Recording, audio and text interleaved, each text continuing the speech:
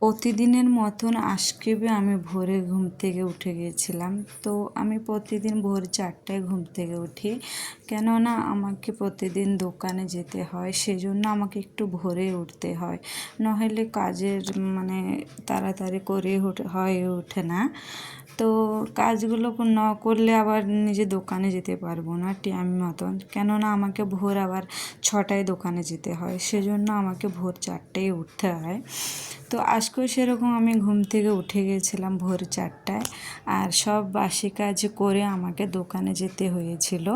তো দোকানে গিয়েছিলাম, যেহেতু আজকে দোকান খুলবো না, তো অন্য আলাদা একটা সূত্রে গিয়েছিলাম দোকানে। তো যা হোক সেই কাজটা সেরে আবার চলে আসলাম রুমে।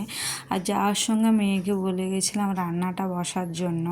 তো বেশি কিছু রান্না করতে বলিনি, শুধু ভাতটা বসাতে বলেছিলাম, যেহেতু মেয়েটা ওখানে স্কুলে পড়াশোনা করে, তো ওকে কখনো চাপের কাজগুলো দিই না, ছোটোখাটো যেগুলো হয় সেগুলো দিই। তো যাই হোক ভাতটা বসিয়েছিল, আর যখন ভাত বসিয়েছিল মেয়েটা পুরা এত পরিমাণে অগোছানো সব করে দিয়েছিল রান্নাঘরটা। তোমরা সেটা দেখতে পাচ্ছ তোমাদের সাথে সাথে প্রমাণ।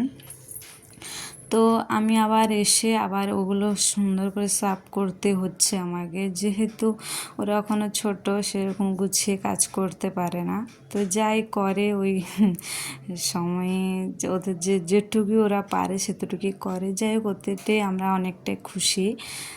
এখনও বাচ্চাদের এতটা প্রেশারটা দেওয়াটা উচিত নয়।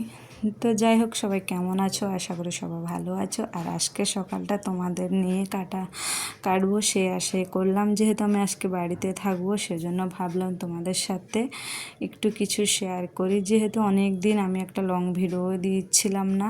তো ভাবলাম যেহেতু যখন আজকে আমি বাড়িতে রয়েছি, তো ছোটোখাটো টুকটাক তোমাদের সাথে সব কিছু শেয়ার করব। তো সবাইকে অনেক অনেক অভিনন্দন রইল, আজকে দিনটা খুব ভালোভাবে কাটুক এই আশাই করি।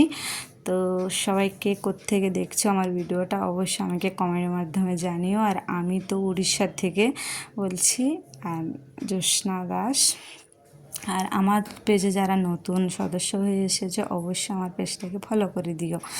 তো চলো তাহলে আজকে শুরু করি তোমাদের সাথে আমার যে প্রতিদিনের গল্পগুলো তোমাদের সাথে শেয়ার করব। তো সবাই ভালো থেকো, সুস্থ থেকো।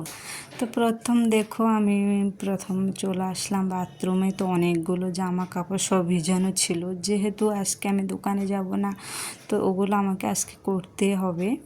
তো সেগুলো একটু সাফাসাফি করলাম। আর দেখতে পাচ্ছ কতগুলো জিনিস সাফাসাফি করলাম। আর সব থেকে বড় কাজ হলো আমার এই কাজটা, ঠিক আছে। জিনিস সাফা করতে যে আমার এত পরিমাণে কষ্ট হয় তোমাদের কি বলবো। সত্যি বন্ধুরা, তোমাদের এরকম হয়? তো অবশ্যই তোমরা কমেন্টের মাধ্যমে আমাকে একটু জানিও। তো আমার তো ভীষণ ভীষণ পরিমাণে কষ্ট হয় এই যে সাফাসাফি করাটা, কেননা আমার এখনও ওয়াশিং মেশিন নাই, সেজন্য আমাকে এগুলো হাতে সাফ করতে হয়, যেহেতু আমাকে টাইম মিলে না। তো অল্প কিছু টাইম মিলে সেই টাইমে আমাকে আবার এই কাজগুলো করতে হয়, আর করে আবার আমাকে আবার টাইম মতন নিজের কাজে যেতে হয়, সেই জন্য আমাকে ভীষণ চাপের হয়ে যায় সাফাসাফি করার জন্য। অনেক সংখ্যা সাফ করার জন্য সময় পাই না, ওগুলো 2-3 দিনে পড়ে থাকে সেরকম। তো যখন সময় হয় তখনই করি। তো যাই হোক আজকেও সেরকম, যা হোক আজকে বাড়িতে ছিলাম বলে সেটা সময় পেলাম, তা করলাম।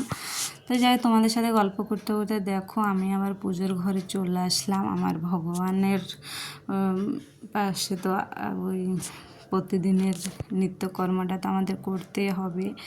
আর যতই যা কাজ করো তুমি কিন্তু প্রতিদিন যদি একটু ভগবানের কাছে আরাধনা করো বা ভগবানজিকে একটু তপস্যা করো, তাহলে অবশ্যই মনটা খুব কিন্তু ভালো হয়ে যায়। তুমি যত কাজ করো বা না করো, তোমার কিন্তু এই যে পূজা আশ্রা ওগুলো একটু যদি করতে পারো না, সত্যি মনটা অনেকটাই ভালো হয়ে যায়।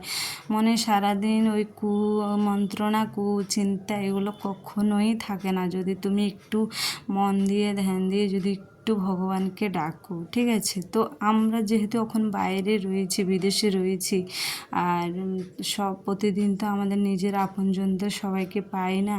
তো যখন আমার মনে হয় না আমি একটু ভগবানের কাছে যদি একটু মানে আরাধনা করি বা একটু ঠাকুরকে ডাকি, মনটা ভীষণ শান্তি লাগে, ভীষণ পবিত্র লাগে, ঠিক আছে? তো আমার মতন এরকম কে কে আছো অবশ্যই একটু কমেন্টের মাধ্যমে জানিও বন্ধুরা। আর আমি যত যাই করি না কেন, আমি যদি একটু ঠাকুরের কাছে যে ঠাকুরের আরাধনা করি, আমার সত্যি ভীষণ ভীষণ ভালো লাগে। তো প্রতিদিন তো সময় সেটা পাই না, যেহেতু আমাকে নিজের টাইম মতন নিয়ে মানে যেতে হয় দোকানে, বা আমার তো ওই টাইমটা পাই না। তো সত্যি আজকে 2 দিন কিন্তু আমি পুজো দিইনি। তো আজকে যখন বাড়িতে ছিলাম তো পুজোটাই দিচ্ছি। আর 2 দিন যে পুজো দিইনি, সেই 2 দিনের মধ্যে যে